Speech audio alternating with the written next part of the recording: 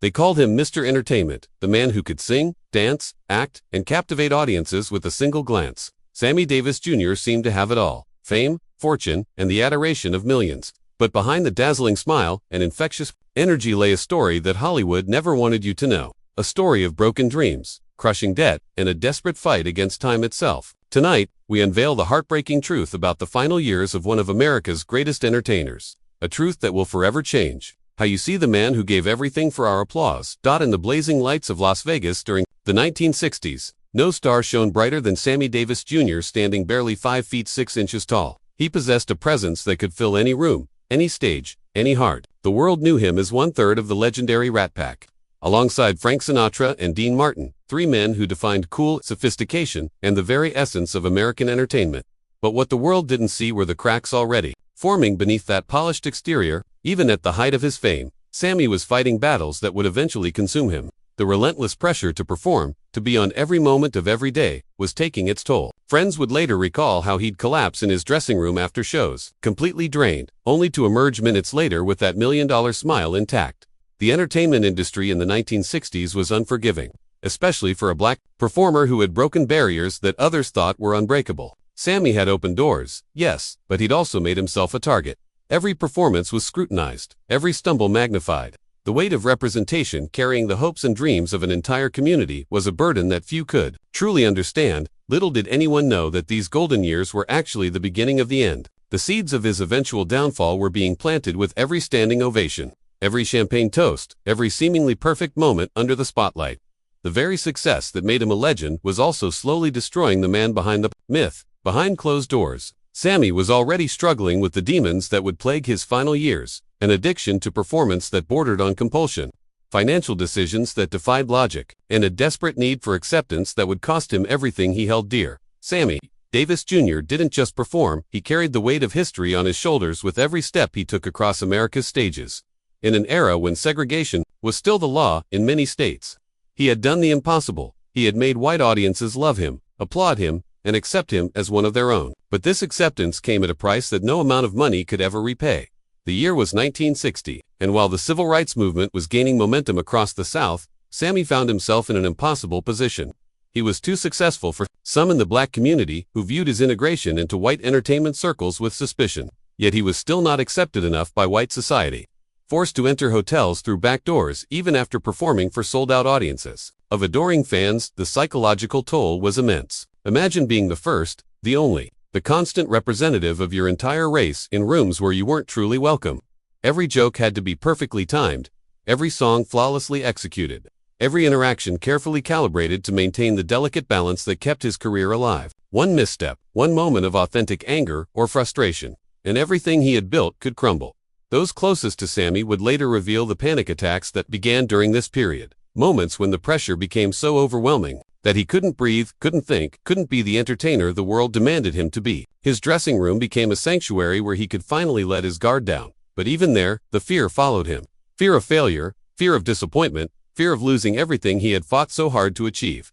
The burden of breaking barriers wasn't just professional, it was deeply personal. Every relationship, every friendship, every romantic entanglement was viewed through the lens of racial politics. When he married Swedish actress May Britt in 1960, the backlash was swift and brutal. Death threats poured in, venues canceled bookings, and even some of his closest friends in the Rat Pack distanced themselves.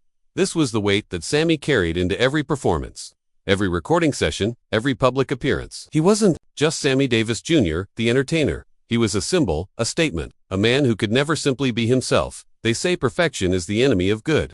But for Sammy Davis Jr., good was never enough. In a world that scrutinized his every move, every note, every dance step had to be flawless. What began as a pursuit of excellence gradually transformed into an obsession that would consume his later years and drain his soul of the very joy that had made him a star. By the mid-1960s, Sammy's perfectionism had reached almost pathological levels. Rehearsals that should have lasted hours stretched into days. Studio sessions became marathons of endless takes, with Sammy demanding just one more attempt, one more chance to capture the magic he felt was always just beyond his grasp. Musicians who worked with him described a man possessed, unable to rest, until every element was precisely as he envisioned it. This relentless pursuit of perfection wasn't just about music, it extended to every aspect of his public persona. His appearance had to be immaculate, his wit razor sharp, his energy inexhaustible. He surrounded himself with an army of assistants, stylists, and handlers whose sole purpose was to maintain the illusion of effortless perfection that the public had come to expect. But perfection, as Sammy would learn, is a cruel master. The more he achieved it, the more it demanded of him. The standards kept rising, the expectations kept growing, and the man behind the performance began to disappear. Friends from this era recall a gradual change in Sammy. The spontaneous joy that had once defined him was being replaced by a calculated precision that, while impressive, lacked the soul that had made him special. The psychological cost was devastating. Sammy began to view himself not as a person, but as a product that needed constant refinement. He lost the ability to simply enjoy a moment without analyzing it, critiquing it, searching for ways to make it better. The very perfection that had elevated him above his peers had become a prison from which there seemed to be no escape. Late-night phone calls to friends revealed a man tormented by his own standards, terrified that his next performance might be the one where the facade finally cracked. The pursuit of perfection had become a race against his own mortality, and little did he know, time was running out faster than anyone could have imagined. While the world saw glittering performances and red carpet appearances, those closest to Sammy Davis Jr. witnessed a different reality. A man slowly unraveling under the immense pressures of fame and the impossible standards he had set for himself. The 1970s marked the beginning of what would become a steady decline, though it would be years before the public caught even a glimpse of the truth. The first signs were subtle, missed rehearsals explained away as scheduling conflicts, performances that seemed slightly off despite technical perfection, and an increasing reliance on stimulants to maintain the energy levels his career demanded. Sammy had always been a night owl, but now he was barely sleeping at all, sustained by a dangerous combination of pills, adrenaline, and sheer willpower. His personal relationships began to suffer as well. The man who had once been the life of every party was becoming increasingly isolated, surrounded by an ever-growing entourage but feeling more alone than ever. His marriage to May Britt had ended in 1968, and subsequent relationships struggled under the weight of his obsession with work and his inability to be truly present in any moment that wasn't performance-related. Financial pressures were mounting, as well, though Sammy hid this from everyone, including his closest advisors. The lifestyle he maintained, multiple homes, expensive cars, lavish parties, and a staff of dozens required constant income streams. But the entertainment industry was changing, and the venues that had once guaranteed him enormous paydays were beginning to dry up. The psychological toll manifested in increasingly erratic behavior. Studio musicians reported sessions where Sammy would break down in tears, overwhelmed by the gap between what he heard in his head and what came out of the speakers. He began to doubt everything: his voice, his dancing, his ability to connect with audiences the way he once had. Perhaps most heartbreaking of all was his growing dependence on the validation of strangers. The man who had once performed for the joy of it now seemed addicted to applause, unable to feel worthy unless he was receiving the adoration of crowds. Every empty seat in a theater felt like a personal rejection, every lukewarm review like a knife to his very soul. The glamorous life that magazines celebrated was becoming a beautiful prison, and Sammy was running out of ways to escape. Frank Sinatra was more than a friend to Sammy Davis Jr. He was a savior, a protector, and ultimately, perhaps, part of his downfall. The relationship between these two entertainment giants was complex, beautiful, and ultimately tragic in ways that wouldn't become clear until Sammy's final years, when the very friendship that had defined his career would leave him feeling more isolated than ever. In the golden days of the Rat Pack, Frank had been Sammy's shield against the racism of the entertainment industry. When hotels refused to let Sammy stay in the same building where he performed, Frank threatened to cancel entire shows. When venues tried to limit Sammy's appearances, Frank made it clear that they were a package deal. This protection was invaluable, but it came with strings that Sammy was only beginning to understand. The relationship was never one of equals.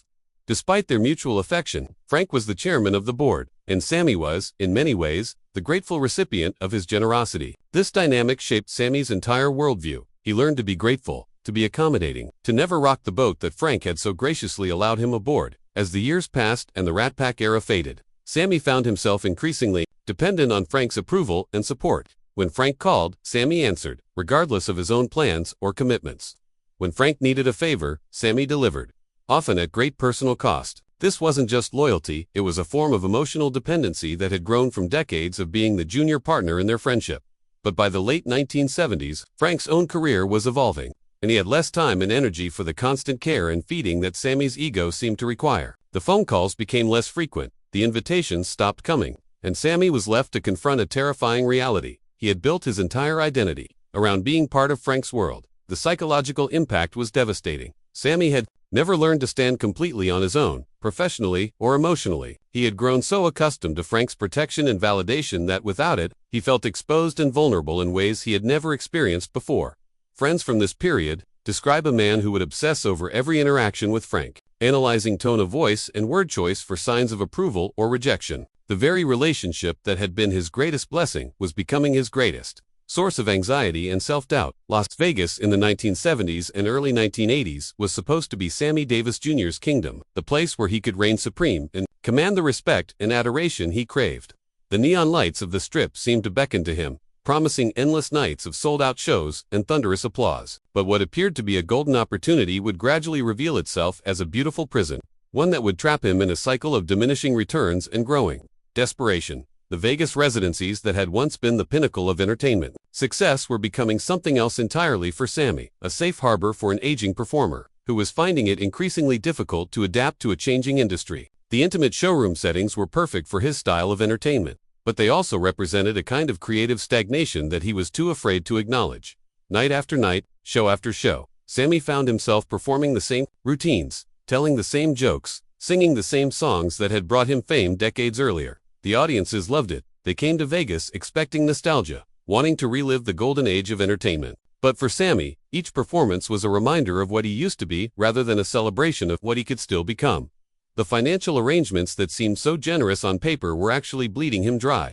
The overhead costs of maintaining a Vegas presence, the elaborate staging, the full orchestra, the costume changes, the technical crew consumed enormous amounts of his earnings. Add to that the lifestyle expectations that came with being a Vegas headliner. And Sammy found himself earning more money than ever, while somehow always being broke.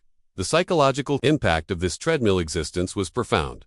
Sammy began to feel like a museum piece, a living relic of a bygone era, who was valued more for what he represented than for who he actually was. The spontaneity and joy that had once defined his performances were being replaced by rote professionalism that, while technically excellent, lacked the spark that had made him special. Late-night conversations with confidants revealed a man increasingly trapped by his own success. He knew he was becoming a caricature of himself, but he didn't know how to break free without risking everything he had built. The Vegas years that should have been his victory lap were becoming his slow descent into artistic and personal irrelevance. By the early 1980s, Sammy Davis Jr. faced a cruel paradox that haunts many legendary performers. His past achievements had become so monumental that they overshadowed anything he might accomplish in the present. Every new project was measured against the impossibly high standards of his golden years, and every performance was dissected for signs that the magic was fading. The entertainment industry, which had once celebrated his groundbreaking achievements, now seemed more interested in preserving his legacy than in supporting his continuing evolution as an artist. Offers poured in for tribute shows, retrospective specials, and nostalgic tours, but opportunities for genuine creative growth were increasingly rare. Sammy found himself cast as the keeper of his own museum, expected to preserve and present his past, rather than create his future. This shift in how the world saw him was deeply unsettling for a man whose entire identity was built around growth, change, and artistic exploration. The young entertainer who had fearlessly broken barriers and redefined what was possible for a black performer in America was now being asked to simply repeat his greatest hits with the same energy and precision that had made them classics in the first place. The psychological burden of living up to his own legend was immense. Every performance was scrutinized not just for its own merits, but for how it compared to mythologized versions of past performances that had grown more perfect in memory than they had ever been in reality. Critics and audiences approached his shows with a mixture of reverence and skepticism, looking for confirmation that the magic was still there while simultaneously preparing to be disappointed. Sammy's perfectionist nature, which had once driven him to new heights, now became a source of paralysis. How do you top a lifetime of topped performances? How do you surprise audiences who think they know everything you're capable of? The weight of expectations, both his own and the world's, was crushing his ability to take creative risks or explore new artistic territories. Friends observed a gradual change in his demeanor during this period. The confident performer, who had once owned every stage, was becoming increasingly anxious before shows, second-guessing decisions that had once come naturally to him. The legend he had worked so hard to create was now threatening to destroy the man who had built it. While Sammy Davis Jr. continued to dazzle audiences with his seemingly inexhaustible energy and precision, a hidden health crisis was slowly eating away at the foundation of everything he had built. The years of relentless performing, chronic stress, and lifestyle choices that had once seemed glamorous were beginning to exact a toll that no amount of willpower or professional skill could overcome. The first warning signs appeared in the late 1970s. subtle enough that Sammy could dismiss them as temporary setbacks or the normal wear and tear of a demanding career. Occasional vocal strain was explained away as the result of a particularly energetic performance. Moments of fatigue were attributed to the demanding schedule that had always been his norm, but those closest to him began to notice patterns that couldn't be so easily rationalized. His longtime physician, Dr. Carl Bronstein, would later reveal the extent to which Sammy had been hiding his deteriorating health from the public, and even from his inner circle. The combination of decades of smoking, drinking, and the physical demands of his performance style had created a perfect storm of health issues that were progressing faster than anyone realized. The throat problems that would eventually claim his life began as minor irritations that he initially treated with the same determination he brought to every challenge, by pushing through and refusing to acknowledge their severity. Performance dates were sacred to Sammy. The idea of canceling a show or disappointing an audience was almost unthinkable. So he performed through pain, through hoarseness, through symptoms that should have sent him to specialists months or even years earlier. But perhaps the most tragic aspect of his health decline was how it remained hidden from the public, who adored him. The man who had built his career on authenticity and emotional connection was now living behind a mask of professional competence that concealed a deteriorating physical reality. Each performance became an act of will as much as skill, a desperate attempt to maintain the illusion of vitality, while his body slowly betrayed him. The isolation this secrecy created was profound. Unable to share the truth about his condition with most of his friends and colleagues, Sammy faced his declining health with the same lonely determination that had characterized so much of his later career. The spotlight that had once energized him was now a harsh examiner, scrutinizing every moment for signs of the weakness he was fighting so hard to conceal. The most closely guarded secret of Sammy Davis Jr.'s later years wasn't about his health or his personal relationships. It was about money. Behind the expensive suits, luxury cars, and lavish lifestyle that the public associated with his success, a financial disaster was unfolding that would ultimately force him to work until his dying breath, not out of passion, but out of desperate necessity. The scope of Sammy's financial problems was staggering and largely self. Decades of living beyond even his substantial means had created a debt structure that seemed to grow faster than he could earn money to pay it down. The lifestyle that had once been funded by the enormous paydays of his peak years was now being sustained by increasingly frequent performances that paid less and cost more to produce. His generosity, which had always been one of his most endearing qualities, had become a financial liability that he couldn't afford but couldn't bring himself to curtail. The man who had grown up with nothing couldn't say no to friends, family members, or even casual acquaintances who came to him for help. His accountants estimated that he was supporting, either directly or indirectly, more than 30 people at any given time. The tax problems were even more severe.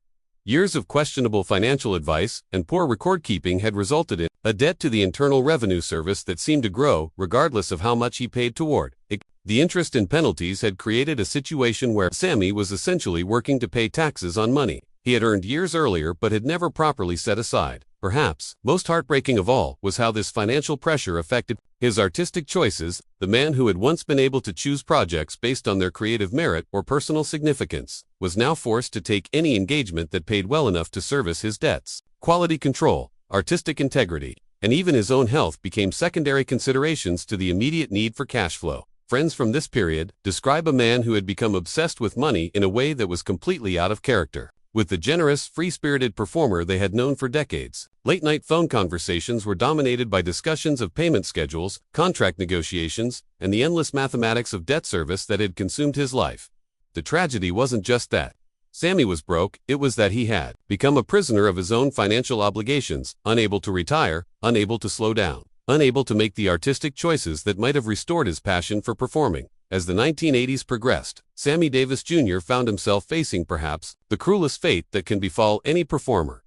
The entertainment industry that had once celebrated his groundbreaking achievements was moving in directions that seemed to have no place for the style of entertainment that had made him famous. Music was changing, audiences were changing, and Sammy was struggling to find his place in this new landscape. The desperate attempts to stay current were both admirable and heartbreaking. Here was a man who had spent his career at the cutting edge of entertainment, now scrambling to understand and adapt to trends that felt foreign to everything he represented.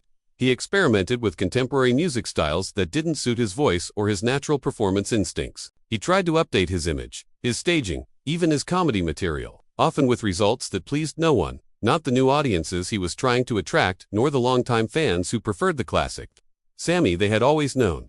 Television. Appearances that had once been guaranteed ratings winners became increasingly rare, and when they occurred, often highlighted how out of step he seemed with contemporary entertainment. The medium that had helped make him a household name was now making him appear dated. A relic of a bygone era, who was struggling to find his footing in a world that had moved on without him. The psychological impact of this struggle for relevance was devastating for a man whose entire identity had been built around being not just current, but ahead of his time. Sammy had been a trendsetter, an innovator who had helped define what modern entertainment could be. To find himself chasing trends rather than creating them was a form of artistic death that was almost unbearable. Industry professionals who worked with him during this period describe a man who was trying too hard, pushing too hard, desperate to prove that he still had something unique to offer. The effortless confidence that had once been his trademark was being replaced by an anxious determination that, while admirable in its persistence, was painful to witness. The saddest aspect of this period was that Sammy's fundamental talents, his voice, his dancing, his ability to connect with audiences remained largely intact. What was failing wasn't his ability, but the industry's willingness to make room for the kind of entertainment he represented. He was becoming a victim not of declining skills, but of changing times. The final years of Sammy Davis Jr.'s life revealed one of the cruelest ironies of celebrity. It's possible to be surrounded by thousands of adoring fans while feeling utterly and completely alone. The man who had spent his career creating connections with audiences found himself increasingly isolated, cut off from genuine human contact by the very fame that had defined his existence. The entourage that surrounded Sammy in his later years was large, expensive, and ultimately hollow. Managers, agents, assistants, and hangers-on filled his days with activity and his calendar with appointments. But very few of them were people who knew or cared about the man behind the performer. Most were there for what they could get from the association, money, connections, reflected glory, rather than to provide the kind of authentic friendship that Sammy desperately needed. His romantic relationships during this period followed a similar pattern. The women who were attracted to him were often more interested in his fame and lifestyle than in him as a person. After decades in the spotlight, Sammy had lost the ability to distinguish between people who genuinely cared about him and those who were simply drawn to his celebrity. The result was a series of relationships that provided temporary companionship but no lasting emotional connection. The geographical isolation was almost as severe as the emotional isolation.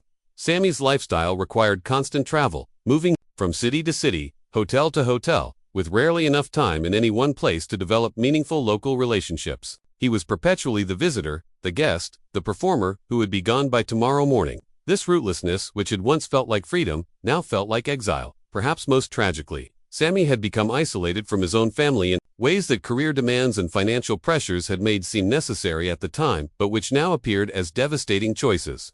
The time not spent with loved ones while building his career could never be recovered, and the relationships that had suffered from his obsession with work couldn't be easily repaired.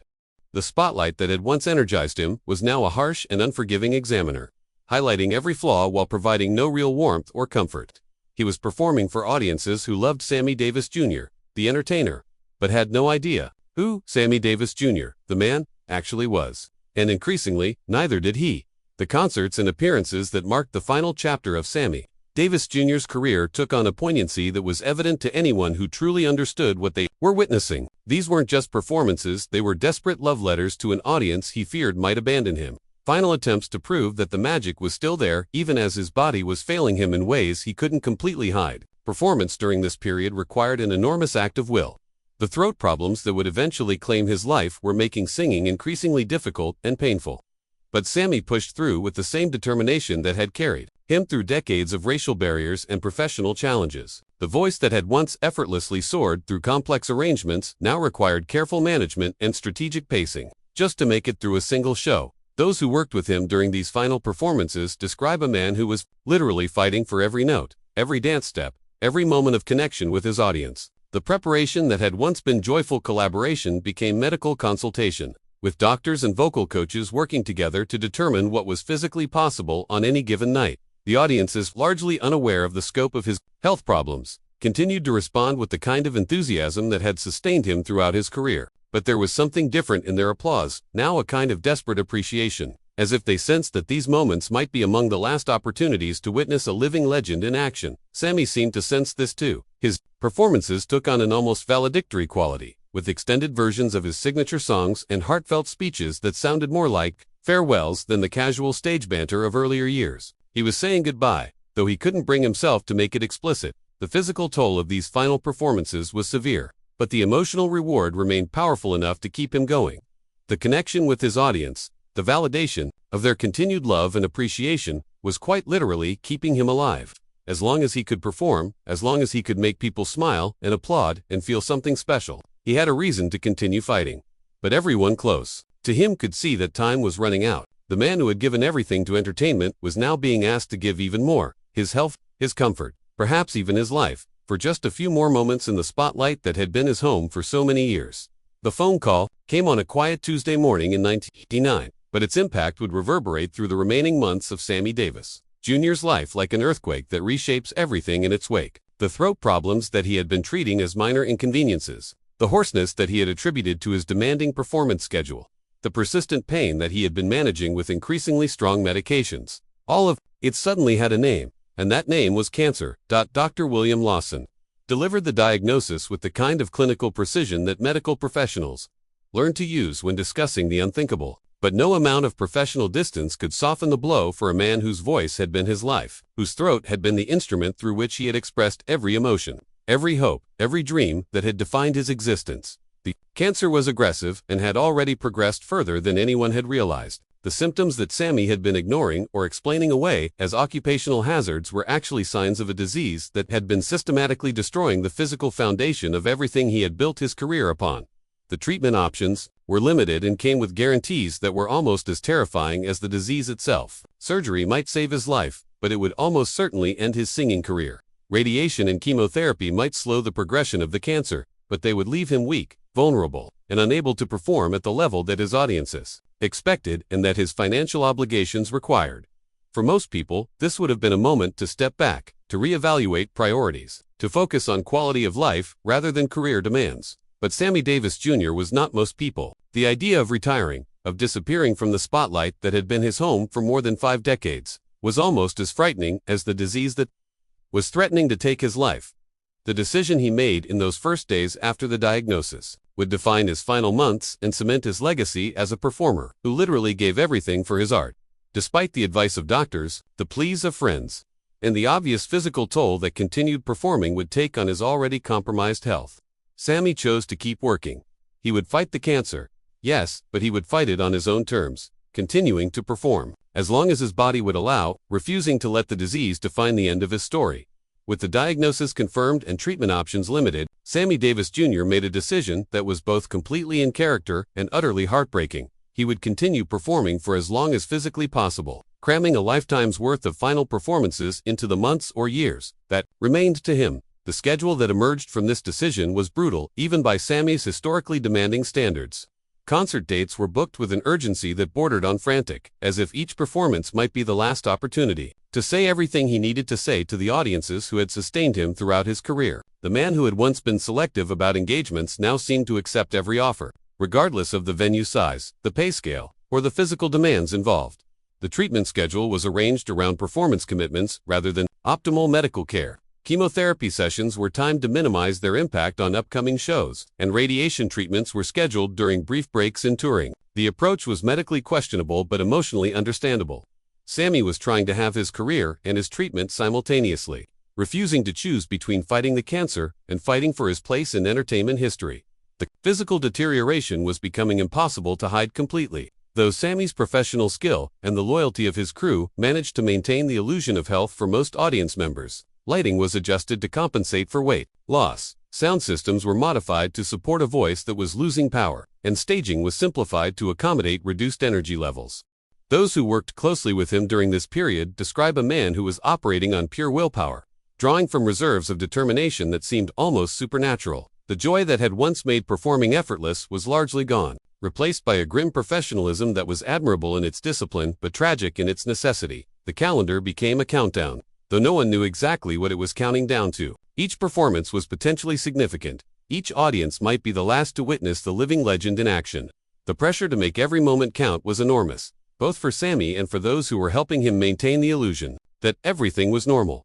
But underneath the professional competence and the determination to continue working, everyone could see the truth that Sammy himself was struggling to accept. Time was running out faster than anyone had hoped, and the race against the disease was becoming harder to win with each passing day. The end, when it came, was both sudden And inevitable, Sammy Davis Jr., the man who had spent his life defying odds and exceeding expectations, finally encountered an opponent that couldn't be charmed, negotiated with, or outworked. On May 16, 1990, at the age of 64, the entertainer who had given everything to his art gave his life to it as well, dying at his Beverly Hills home with the sound of his own music playing softly in the background. The final weeks had been a study in both grace and stubbornness, even as his body failed him in ways that could no longer be hidden or explained away. Sammy continued to talk about future projects, upcoming performances, and plans that everyone around him knew would never come to fruition. The denial that had allowed him to perform through pain for so many months remained intact almost until the end. His last public appearance had been at a tribute to Frank Sinatra just weeks earlier, a performance that was both a celebration of their friendship and a final goodbye to the entertainment world that had been his life. Those who were present describe a man who was clearly dying, but who still managed to summon enough energy and skill to remind everyone why he had been considered one of the greatest entertainers of his generation. The funeral was held at Forest Lawn Memorial Park in Glendale, California, and it was everything that Sammy would have wanted, a celebration of his life and career that brought together the entertainment industry's biggest names to pay their respects to a man who had helped define what American entertainment could be. But perhaps the most fitting tribute came not from the celebrities who spoke at his service, but from the thousands of ordinary fans who lined the streets to say goodbye to a performer who had given them so much joy over the years. They understood something that the industry professionals sometimes forgot, that Sammy Davis Jr. hadn't just been an entertainer. He had been a connection to something larger than themselves, a reminder of what was possible when talent met determination and refused to accept limitations. The legacy he left behind was complex and sometimes contradictory, but it was undeniably powerful. He had broken barriers that had seemed unbreakable, achieved success that had seemed impossible, and paid prices that were almost unimaginable. His final years had been marked by struggle and sacrifice, but they had also been a testament to the power of artistic commitment and the price of pursuing perfection in an